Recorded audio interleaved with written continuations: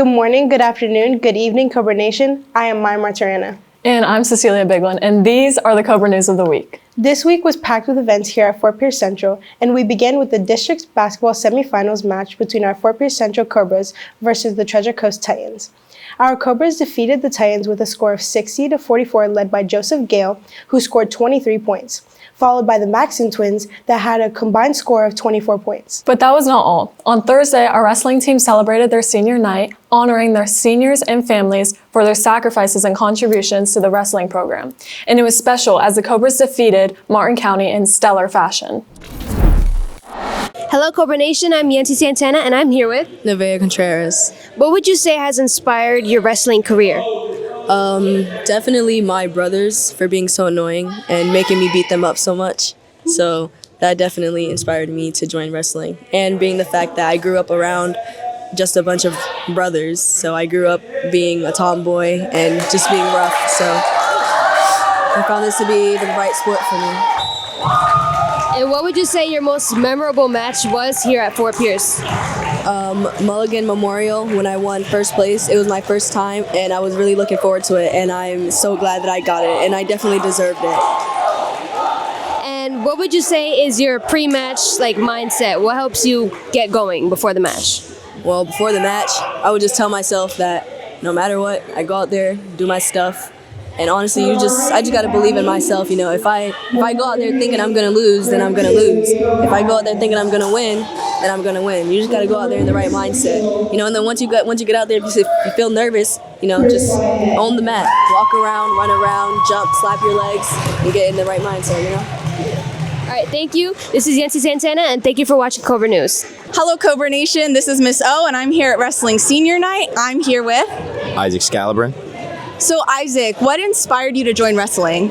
I kind of just wandered into it. My first day here, I was walking around freshman orientation for joining all the sports, and 4 guys that I knew from grappling just picked me up and walked me over to the table and said, "You're doing this." Awesome. Cool. So how has wrestling impacted your life in and out of school? Wrestling is a very hard sport, and throughout it's taught me dedication, persistence. There's no giving up. There's no breaks.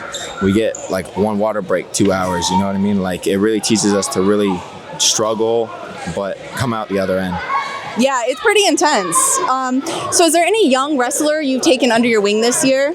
As a senior, I've tried to bring as many as I can to make sure they grow up and wrestle as hard as they can. I would say a main 3. I have our JV 132 Soto, Nick Clark, who actually wrestled a lot of varsity matches this year, and Derek Navarro, who wrestled varsity at 138 for this, and I've kind of just been trying to be the guiding light for them. That's amazing. Great. Your match went well. It was amazing. You did a great job. So we're sad to see you go, but enjoy your senior year. Until next time, Cobra Nation. Thank you. And Thursday's eventful evening concluded with the induction of new members of our National Honor Society. The induction ceremony began with food prepared by our culinary arts students, followed by the ceremony in the auditorium in which nearly 200 students were inducted. This is Cobra News. I'm Alexi Chung, and I'm here with Olivia Donnelly.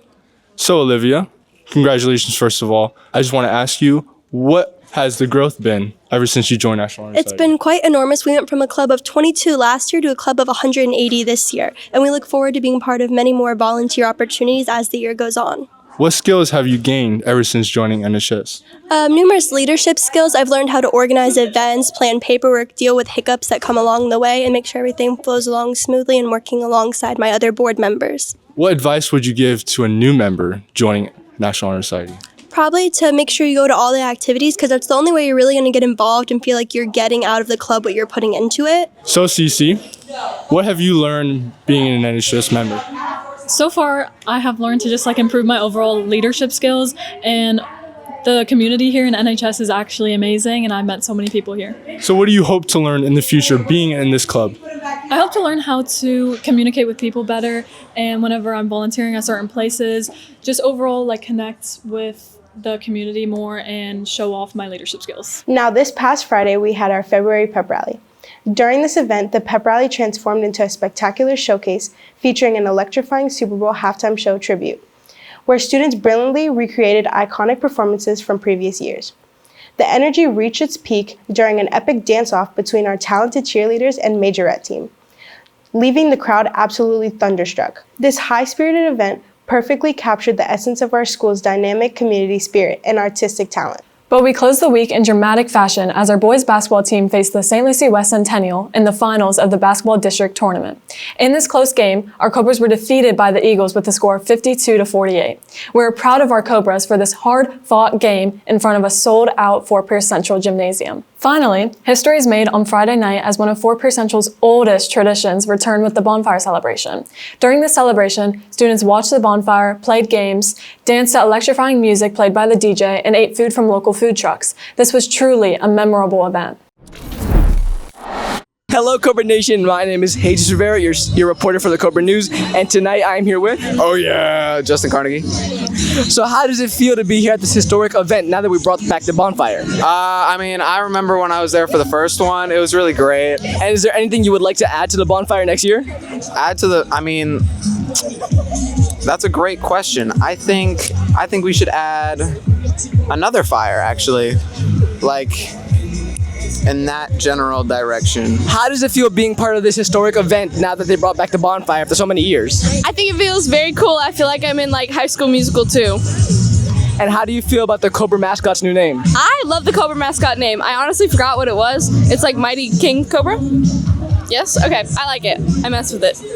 And is there any tradition you would like to add to the school? Maybe like some games, you know? Like some like I don't know, like win it to win it games or something. I think that would be cool.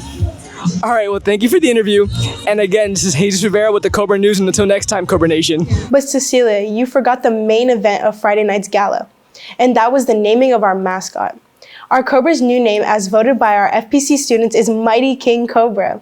Now that's a name to fear. And now to the news of the week. This week starts with an even day on Monday, meaning that Tuesday will be an odd day, Wednesday will be an even day, Thursday an odd day, and Friday an even day. Plus, let us remind you that this week will be Valentine's Spirit Week, and it will be one to remember.